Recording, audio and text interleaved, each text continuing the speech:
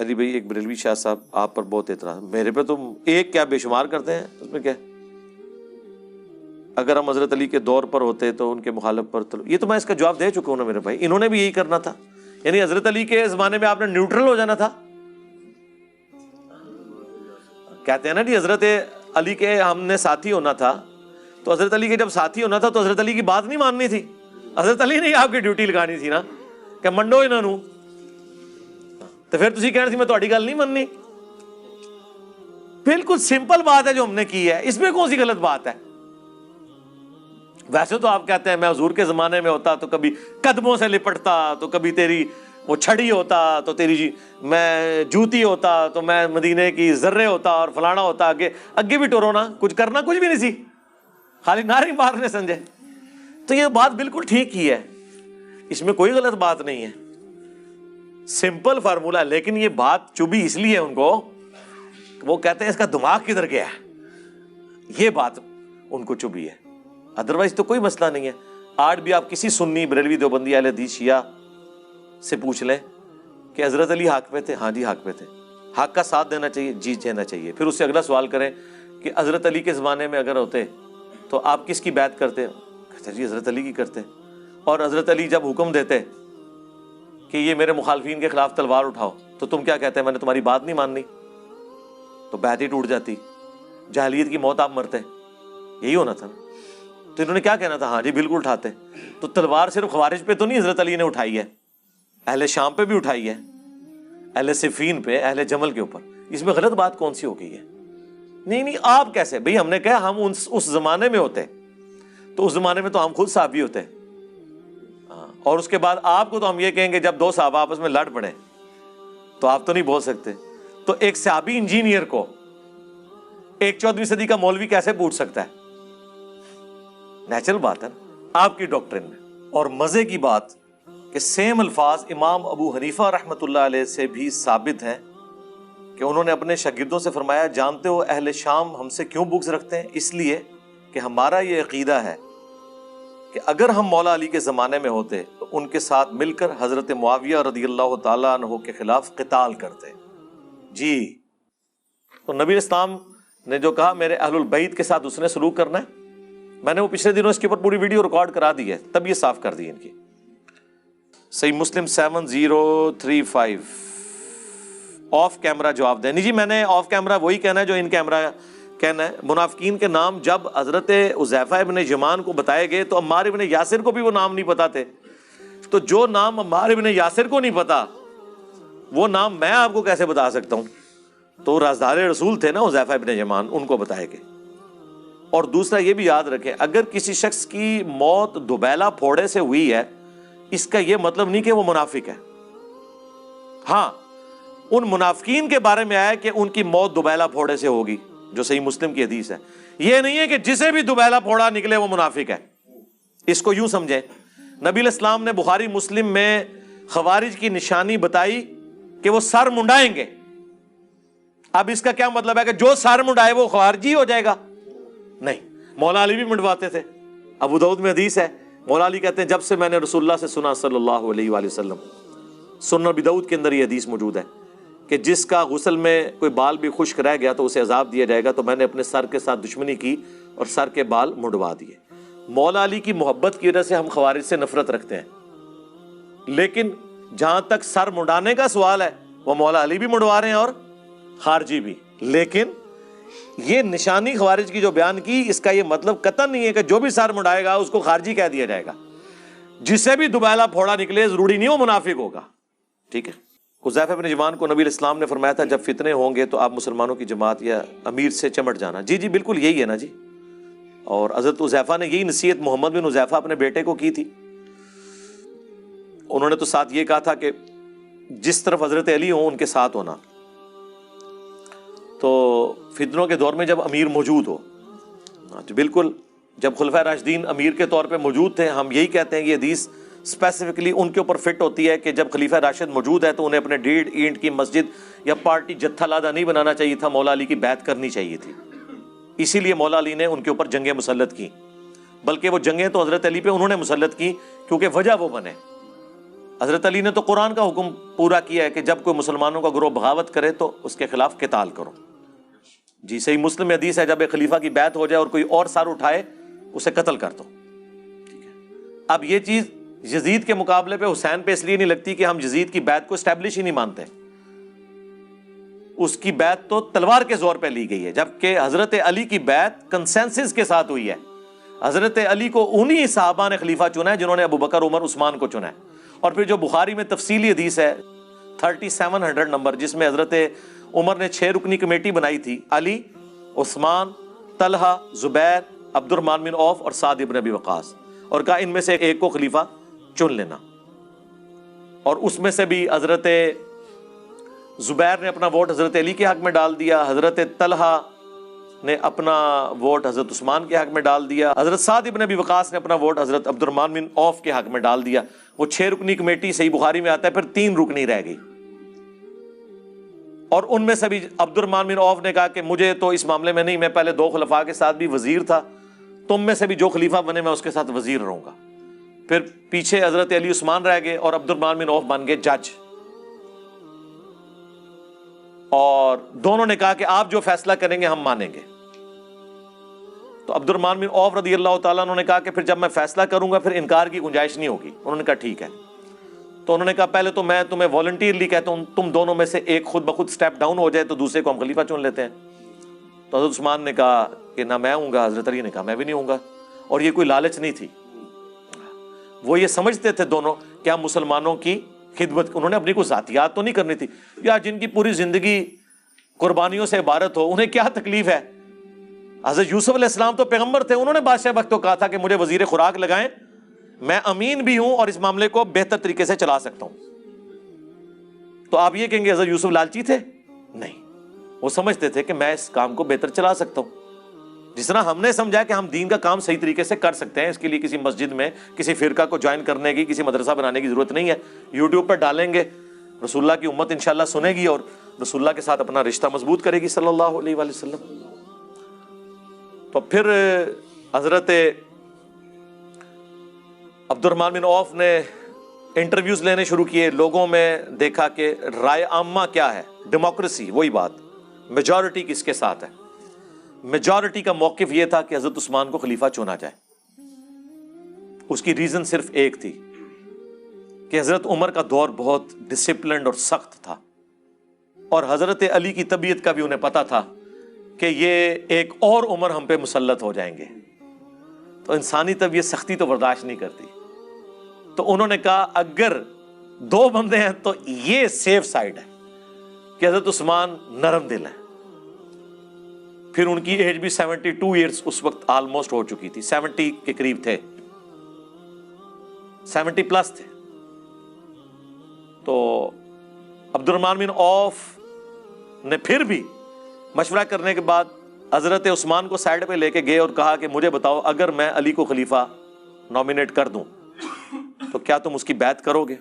حضرت عثمان نے کہا ہاں کروں گا، کیونکہ جج مانا ہے تو ٹھیک ہے، تمہارا رائٹ ہے. پھر حضرت علی کو سائڈ پہ لے کے گئے کہ اگر میں عثمان کو خلیفہ بنا دوں، انہوں نے کہا میں بیعت کروں گا. یہ بخاری کی حدیث بڑی لمبی ہے، 3700. حضرت عمر کی شہادت کا جو واقعہ ہے وہ کچھ حصہ میں نے کربلا والے ریسرچ پیپر میں بھی ڈالا ہے، اور یہ پوری سٹوری کو میں نے 3-4 لائنوں میں نیچے سم اپ بھی کیا ہوا ہے نوٹ لکھ کے. پھر حضرت علی کو عبد الرحمن بن عوف نے کہا کہ لوگ حضرت عثمان کے برابر کسی اور کو اس وقت نہیں سمجھ رہے، تو میں حضرت عثمان کو خلیفہ چنتا ہوں. اور خلیفہ چننے کے بعد انہوں نے حضرت عثمان کے ہاتھ میں بیعت کی. تھوڑی دیر پہلے تو وہ جج تھے، اس کے بعد ظاہر ہے خلیفہ وقت کی بیعت بھی کرنی تھی. اور سب سے پہلے بیعت حضرت علی نے کی. حضرت ابوبکر کی بیعت میں وہ ایشو ہوا تھا 6 مہینے والا، بخاری مسلم میں آتا ہے، لیکن یہاں کوئی ایشو نہیں ہوا. حضرت علی نے بیعت کر لی تو پھر تو ذرا. اب مجھے بتائیں یہ 2 بندے جب بچ گئے تھے، ان میں سے جب ایک شہید ہو گیا، اس کے بعد پھر رائٹ کس کا تھا امت میں کہ وہ خلافت سنبھالتا؟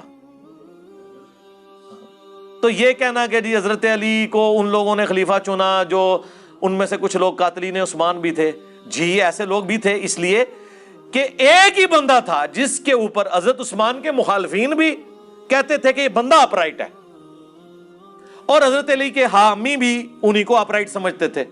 اس میں حضرت علی کی کون سی ایسی برائی والا معاملہ ہو گیا؟ آج اگر جسٹس فائز عیسیٰ کی تعریف عمران خان صاحب کر رہے ہیں اور یہ کہہ رہے ہیں ان کے خلاف کیس میں نے نہیں، مجھ سے کسی نے بنوایا تھا، مخالفین تو پہلے ہی کہتے ہیں وہ اپرائٹ جج ہے، تو اس کے اوپر آپ کسی کو ٹانٹ کریں گے؟ تو حضرت علی کو اگر اپرائٹ ان کے حامی اس وقت مانتے تھے اور مخالفین بھی کہتے تھے کہ ہاں یہ بندہ ہے، اور اس سے بڑھ کر وہ 6 رکنی کمیٹی میں آخر میں 2 بندوں میں وہی ایک بچے ہوئے تھے، تو میرے خیال میں تو ضرورت بھی نہیں تھی مشورے کی۔ لیکن اس کے باوجود آپ دیکھ لیں حضرت علی کی للہیت۔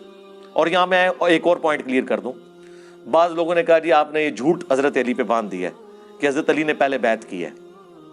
جھوٹ نہیں باندھا، وہ کہتے ہیں عبد الرحمن بن عوف نے پہلے کی ہے۔ اے جے نہ تھا دماغ، ہاں کلپ بنائے ہوئے ہیں مولویوں نے میرے خلاف، وہابیوں نے۔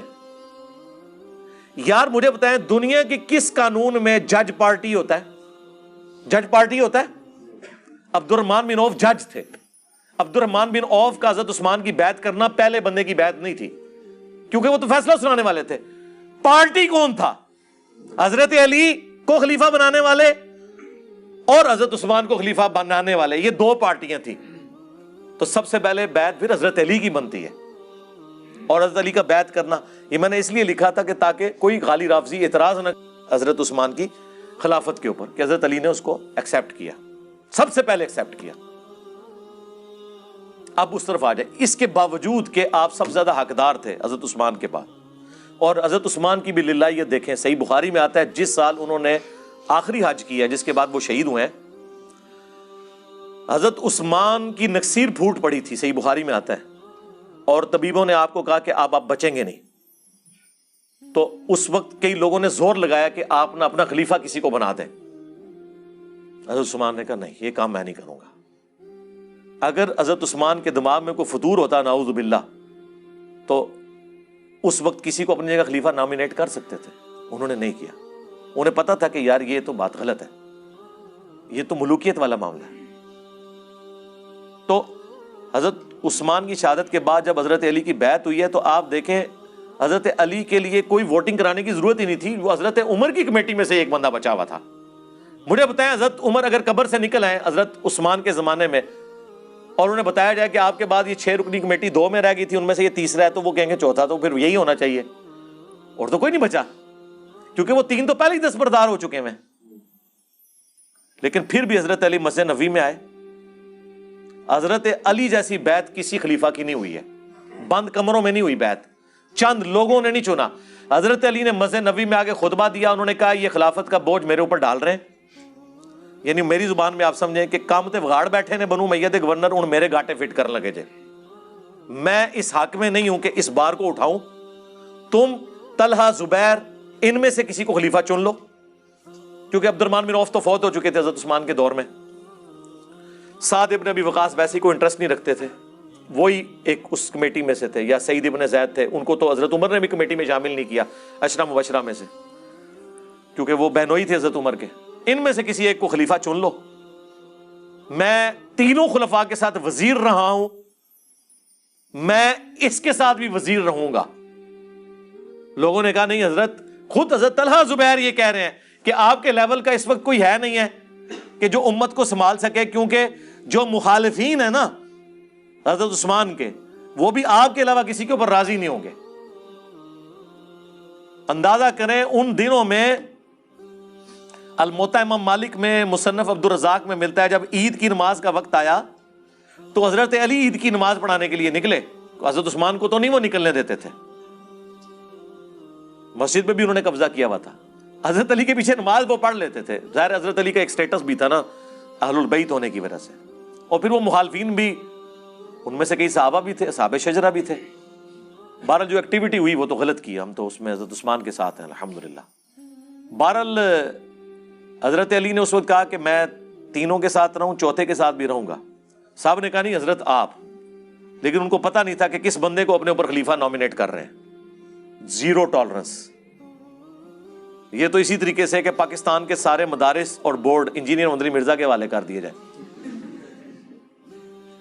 پھر میں ان کی ڈگریاں چیک کروں گا اور بتاؤں گا کہ کون ڈگری کا اہل ہے کون نہیں، جو قرآن و سنت کو مانتا ہی نہیں اس نے ڈگری لے کے کیا کرنا ہے۔ Zero tolerance. حضرت علی نے وہاں ایک جملہ بولا تھا جو تاریخ میں کوٹ کیا جاتا ہے.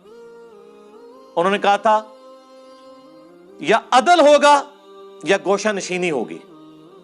اگر میں گوشہ نشین ہوں گا تو پھر تمہارے معاملات تم خود دیکھو، لیکن اگر مجھے خلیفہ چنو گے پھر میں عدل سے کام لوں گا، پھر میں گوشہ نشین نہیں ہوں گا.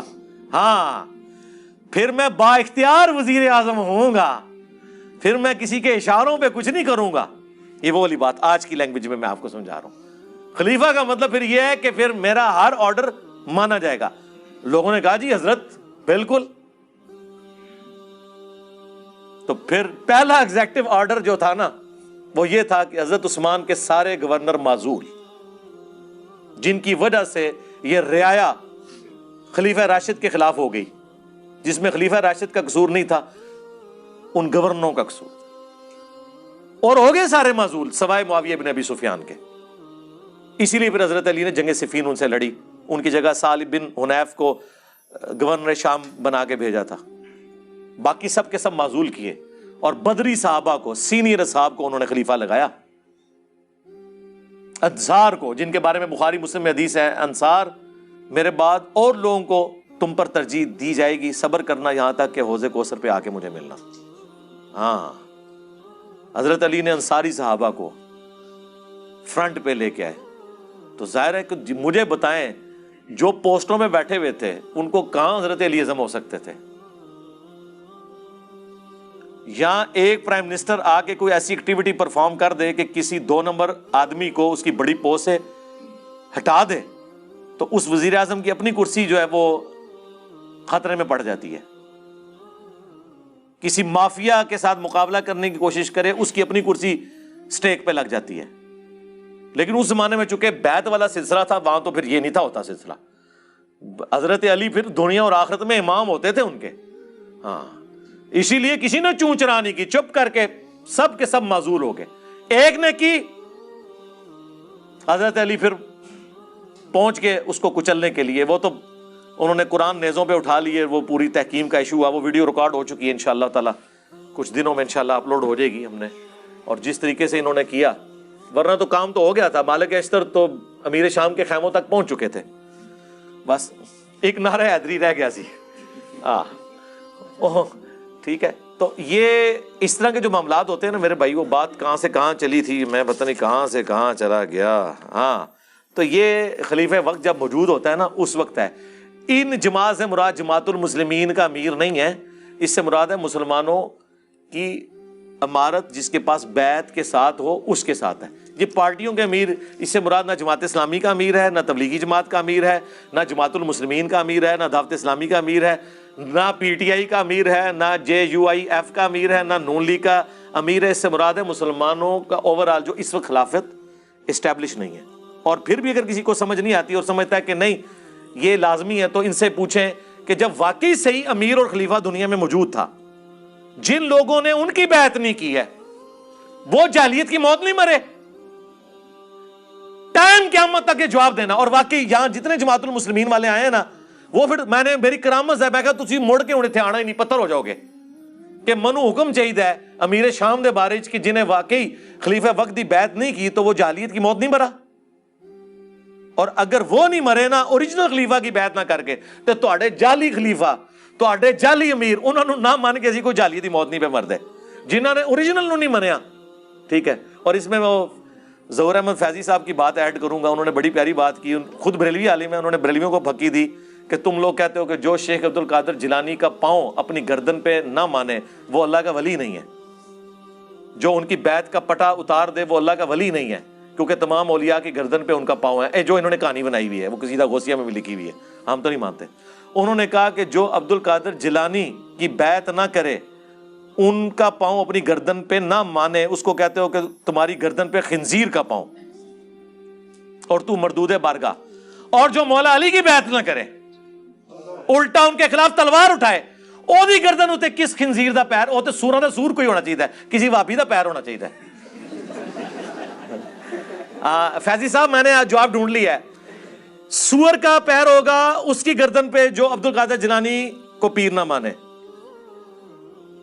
اور جو عبد القادر جیلانی کے پیروں سارے پیروں کا پیر مولا علی ہے، جو اس کی بیعت نہ کرے اس کی گردن پہ وابی کا پاؤں، کیونکہ ہمارے بابا جی کہا کرتے تھے اس سوراں دے سور نے کہنا انہاں بڑے دے اخلاص منگو تو بڑے بڑے لوگ ہم گداواں نو خیر پا ہی دیں گے. چلو جی چلیے او بھابیاں دی اذان اے تے کیڑا ادب اے تے سور دے سور چلو چلیے.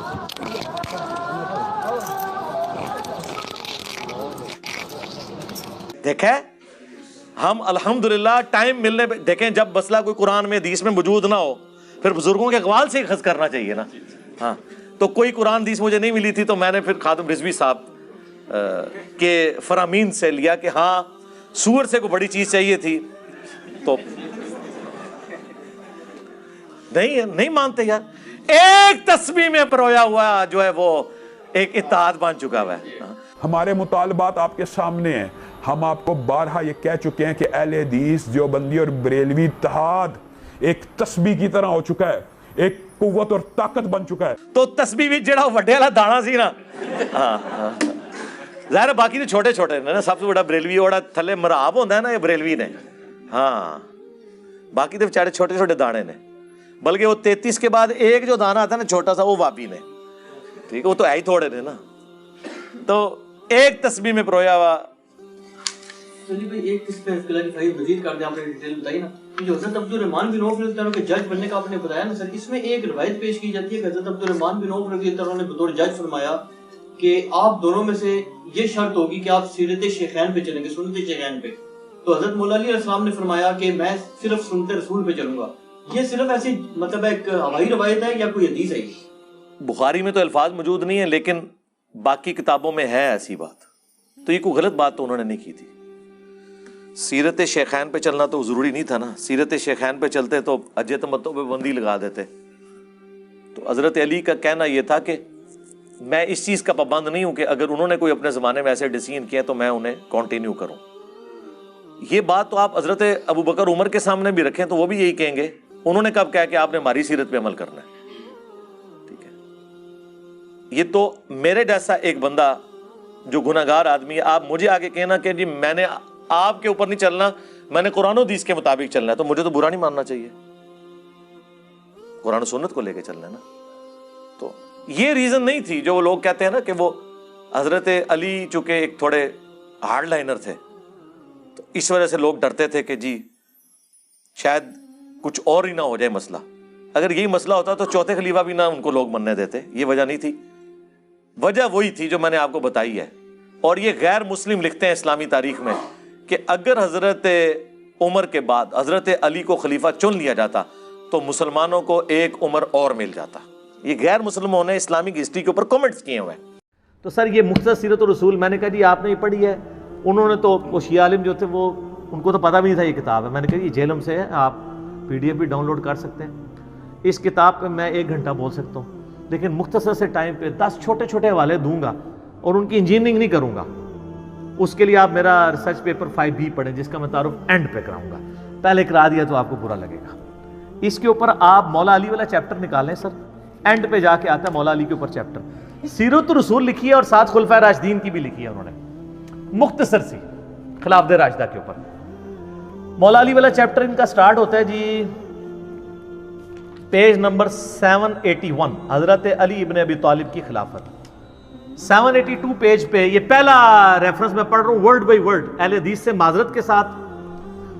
اور جو علمی کتابی مسلمان ہیں پوری دنیا میں کسی بھی فرقے میں ہیں ان کو خوش کرنے کے لیے ورڈ بائی ورڈ پڑھ رہا ہوں. سنیں. حضرت معاویہ رضی اللہ تعالیٰ عنہ نے اہل شام سمیت حضرت علی رضی اللہ تعالیٰ عنہ کی بیعت نہیں کی، پھر ان کی صرف مخالفت ہی نہیں کی بلکہ ان پر قتل عثمان میں اعانت یعنی مدد کرنے اور اس پر رضامندی کا الزام بھی دھر دیا، مگر اللہ نے ان کو اس سے بچا لیا.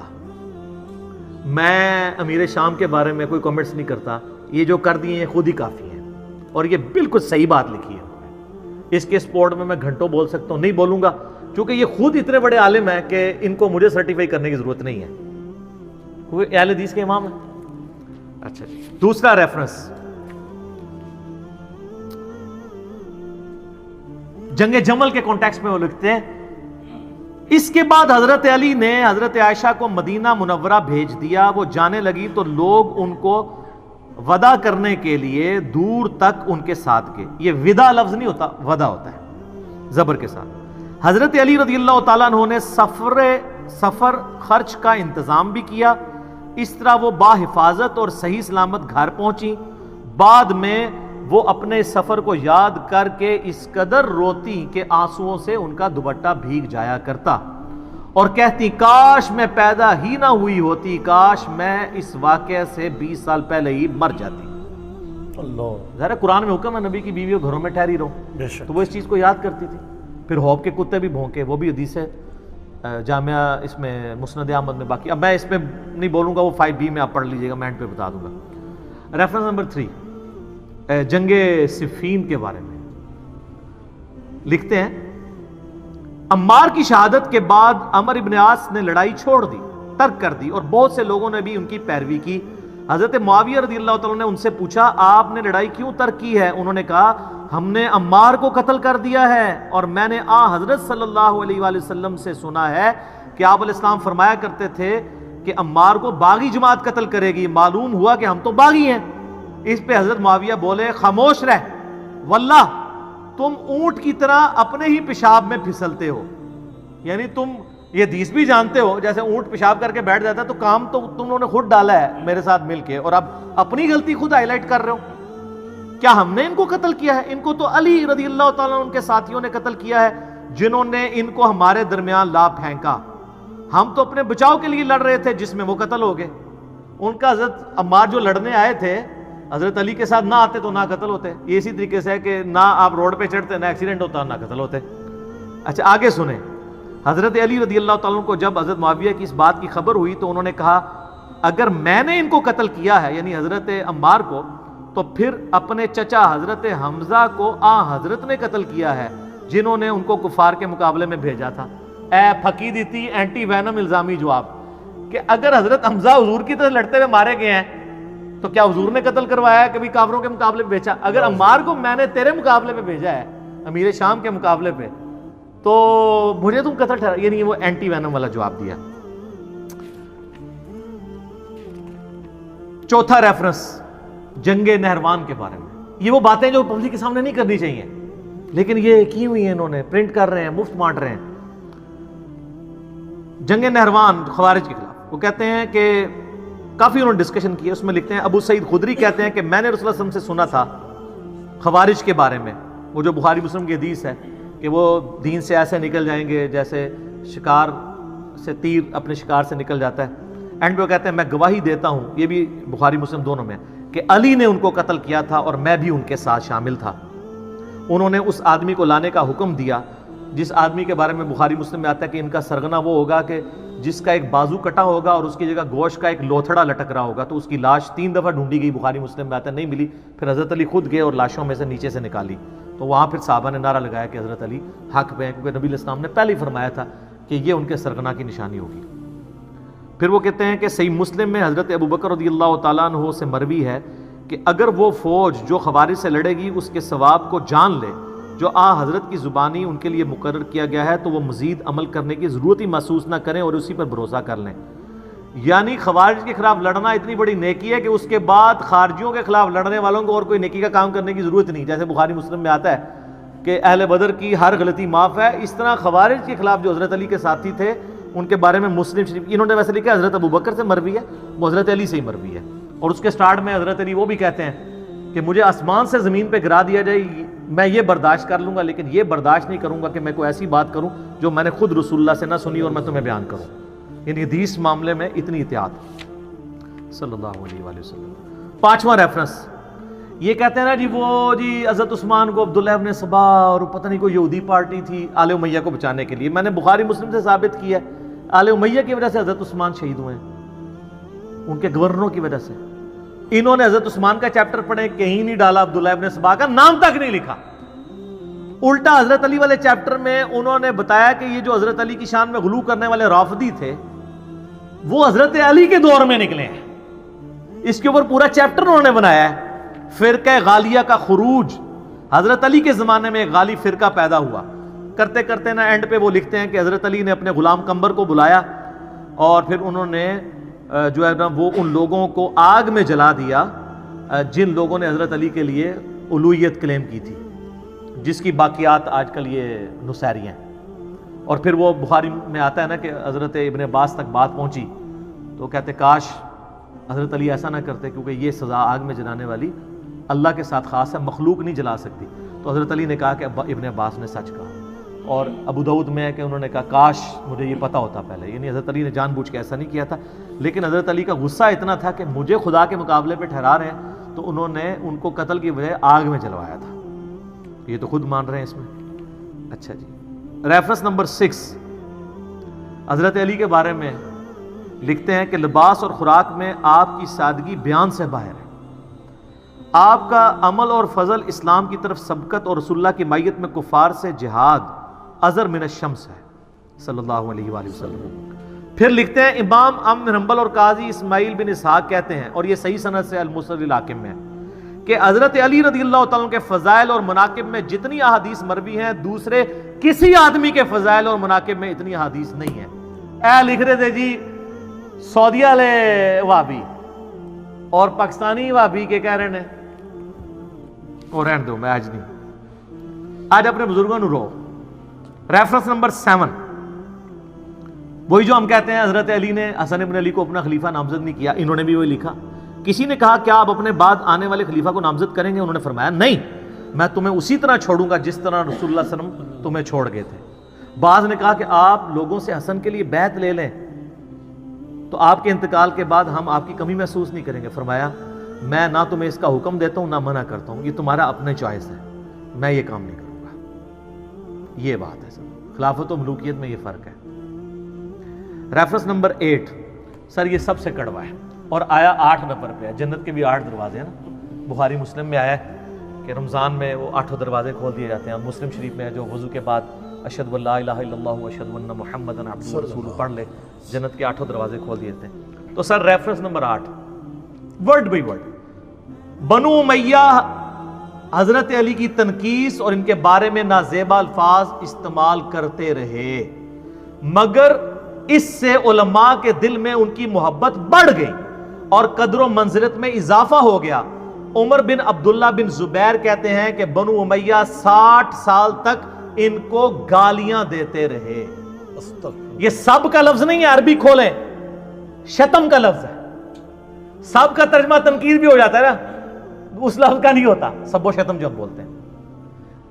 اور یہ نہ سمجھے کہ یہ انہوں نے کہانی لکھی. سر صحیح مسلم 6229 حدیث لعن اللہ ابو تراب کہتے تھے.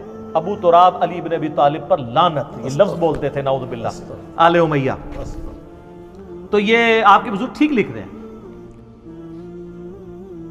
60 سال تک ان کو گالیاں دیتے رہے مگر ان کا کچھ نہ بگاڑ سکے، بلکہ ان کی شان پہلے سے بھی بلند ہو گئی. آگے الفاظ بڑے سخت ہیں. دین نے ایک عمارت کھڑی کی جس کو دنیا نے گرا دیا. وہ کہتے ہیں مولا علی کو اللہ نے کھڑا کیا دین کی عمارت کے طور پہ. یہ دنیا کے جو پرستار تھے نا آل امیہ، انہوں نے اس کو گرانے کی کوشش کی، لیکن دنیا کچھ نہ بنا سکی مگر جو کچھ بنایا اس کو بھی منہدم کر دیا. وہ کہتے ہیں آل امیہ کے پلے کوئی شے ہے بھی تھی نا، وہ بھی انہوں نے گوا دی. حضرت علی کو یہ کی تنقید نہیں کر سکے. ہر طرف علی علی ہو رہی ہے. وہ سر ناسبیوں کی مسجد میں بھی 4 خلفاء کے نام لکھے ہوتے ہیں، پیچھے کیا رہ گیا؟ علی کو کون نیچا کر سکتا ہے؟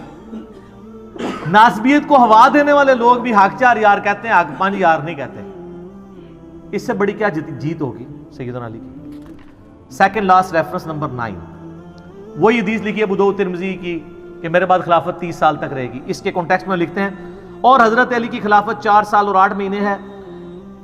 اس کو حدیث میں 30 سال اس لیے کہا گیا کہ اصل مدت اس کے قریب قریب ہے، یا حضرت حسن رضی اللہ تعالیٰ عنہ کی مدت خلافت کو اس میں شمار کیا گیا ہے کیونکہ وہ اس کو مکمل کرتی ہے. وہ کہتے ہیں حضرت حسن کے جو 6 مہینے ہیں وہ ملا کے یہ 30 سال پورے ہوتے ہیں. اور یہ تو ابن تیمیہ نے منہاج السنہ میں لکھا ہے کہ ربیع الاول میں نبی علیہ السلام کی وفات ہوئی 11 ہجری میں، اور ربیع الاول 41 ہجری میں صلح حسن ہوئے.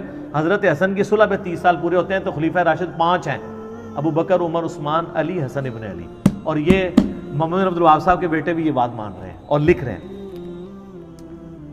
آخری ریفرنس ہے خلافت حسن کے اوپر انہوں نے چیپٹر باندھا ہے, اس کے بعد صلح حسن کے اوپر انہوں نے اس کے اوپر کنکلوڈ کیا ہے, اور حضرت حسن کا خطبہ نقل کیا ہے جو انہوں نے معاویہ سے صلح کے بعد دیا تھا. اس خدا کا شکر ہے جس نے ہمارے ذریعے تمہارے پہلوں کو ہدایت بخشی, یعنی انہوں نے کہا کہ تمہارے باؤ اجداد کو اللہ نے ہم بنو ہاشم کے ذریعے ہدایت دی, اور ہمارے ذریعے تمہارے پچھلوں کا خون بند کیا. آج بھی ہم نے ہی قربانی کی ہے اور اپنی مسند چھوڑی ہے, قتل و غارت سے بچایا ہے تمہیں. وہ دوزخ کی آگ سے بچایا تھا اور یہ دنیا کی آگ سے بچا لیا. سب سے بڑی دانائی پرہیزگاری ہے اور سب سے بڑا عجز بدکاری ہے. پھر میرے اور معاویہ کے درمیان جو اختلاف پڑ گیا تھا, قطع نظر اس سے کہ وہ حق پر تھے یا میں حق پر, میں امت محمدیہ صلی اللہ علیہ وسلم کی مصلحت اور ان کے خون بند کرنے کے لیے اپنے اس حق سے دستبردار ہو گیا ہوں. اور بخاری میں بھی یہ حدیث ہے, میرا یہ بیٹا سید ہے, اس کی وجہ سے صلح ہوگی.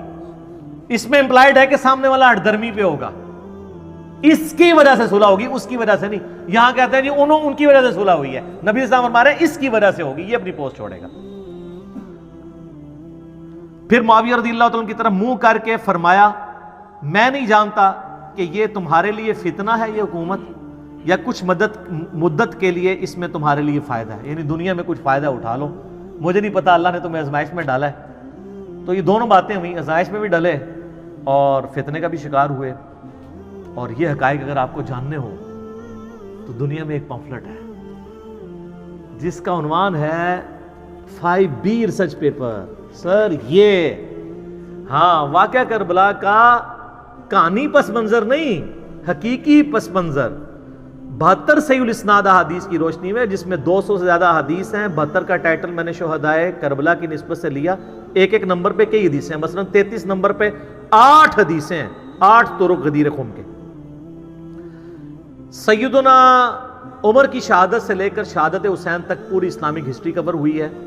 حقیقی خلفائے راشدین کون ہیں, جنگ جمل, صفین, نہروان, شہادت عثمان کے اصلی اسباب, صلح حسن, حضرت معاویہ کا دور ملوکیت, یزید کی ولی عہدی, اور شہادت حسین ابن علی رضی اللہ عنہم اجمعین وعلیہم السلام اجمعین.